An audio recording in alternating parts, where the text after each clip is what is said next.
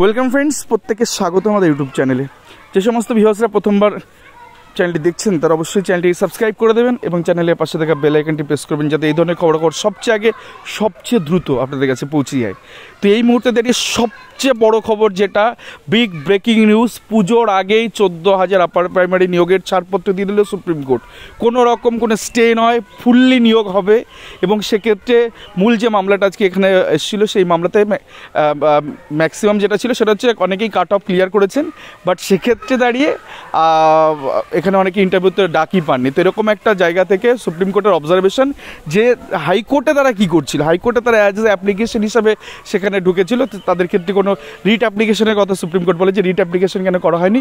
তো ইন্টারভেনার হিসাবে যেহেতু হাইকোর্টে তারা সেই অর্থে অ্যাপ্লিকেশন করে সেখানে অ্যাটাচ হয়েছিল, পরবর্তী ক্ষেত্রে এখানে গিয়ে ডাইরেক্ট তাদেরকে শোনা হবে না। এই অর্থে তাদের দুটো অ্যাপিল তাদের খারিজ করে দেওয়া হয় এবং সেক্ষেত্রে পরিষ্কার বলে দেওয়া হয় কোনো স্টে নয়, সরাসরি এখানে নিয়োগপত্র হবে। এবং কল্যাণ গাঙ্গুলি লাস্টে হেসেই বলেন যে দীর্ঘ প্রায় 6-7 বছর, 8 বছর, 10 বছর পরে গিয়ে আজকে সুপ্রিম কোর্ট এই মহামান্য হাইকোর্টে ডিভিশন বেঞ্চে একটা চাকরি রাস্তা বের করেছে। তো মোটামুটি এটুকু পরিষ্কার যে এই 14,000 নিয়োগ পেতে আর কোনো বাধা রইল না।